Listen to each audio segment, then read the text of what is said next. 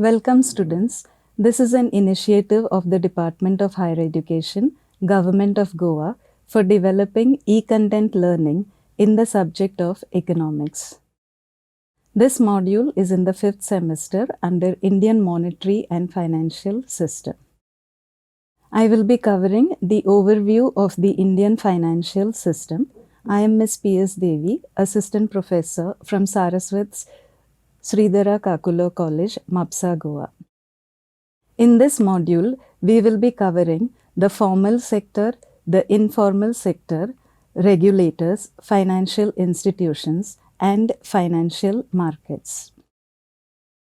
The Indian financial system refers to the system for borrowing and lending of funds or the demand for and supply of funds of all individuals, institutions, companies, and of the government.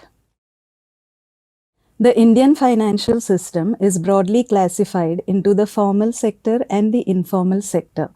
Under the formal sector, we have the market regulators that include the Ministry of Finance, the Reserve Bank of India, the Securities and Exchange Board of India, and the Insurance Regulatory and Development Authority of India. The informal sector is made up of moneylenders, local bankers, traders, landlords, and pawnbrokers. Now we look at what are the areas that come under the formal sector. What are the defining characteristics of the institutions in the formal sector? The institutions under the formal sector comes under the purview of regulatory authorities. There is a tendency for institutions in the formal sector to ignore small farmers, lower income households, and small businesses.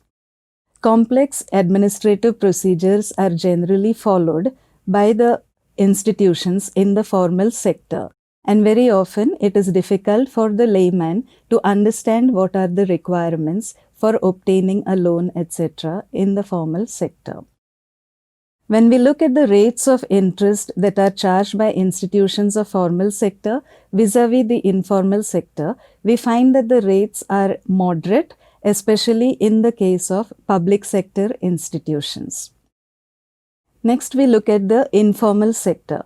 The informal sector comprises of moneylenders, indigenous bankers, and others who conduct their business on informal terms, and many a times they have no written records. While lending money, they do not make a distinction between productive and unproductive activities and lend for both activities. Very often, they combine banking with other activities such as trading, speculation, and brokerage, which bring them profits. They charge very high rates of interest and may sometimes use exploitative practices to recover their loans. Next, we have the components of the formal sector. Under the formal sector, the first component is the regulators of the financial system. Under the regulators of the financial system, we have the Ministry of Finance. The Department of Financial Services under the Ministry of Finance oversees the functioning of banks, financial institutions, insurance companies, and the National Pension Scheme. Next is the RBI, that is the regulator and supervisor of the financial system. Next is the Securities and Exchange Board of India, which protects the interests of investors in securities and promotes the development of the securities market. And lastly, we have the Insurance Regulatory and Development Authority of India. It is the duty of IRDAI to regulate, promote, and to ensure the orderly growth of the insurance and reinsurance business. The second component in the formal sector include the financial institutions. Financial institutions include banking and non-banking institutions. Under banking institutions, a distinction is made between scheduled commercial banks and scheduled cooperative banks. Scheduled commercial banks include public banks, private banks, foreign banks, and regional rural banks. In the case of scheduled cooperative banks, the distinction is made between scheduled state cooperative banks and scheduled urban cooperative banks.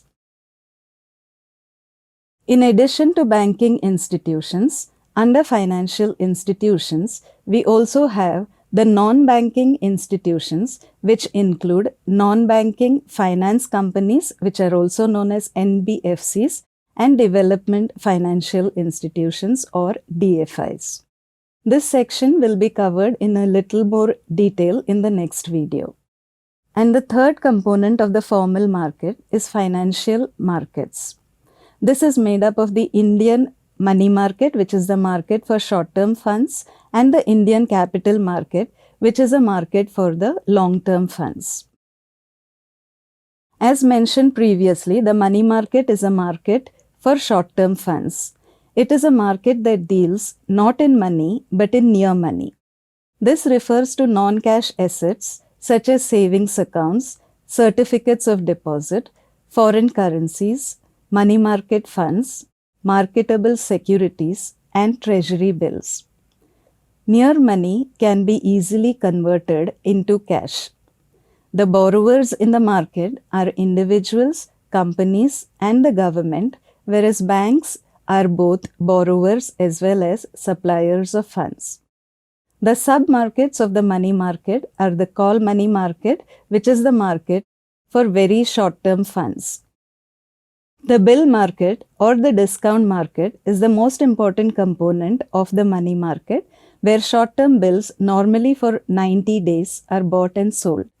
The bill market is further subdivided into the commercial bill market and the treasury bill market for commercial and government securities respectively.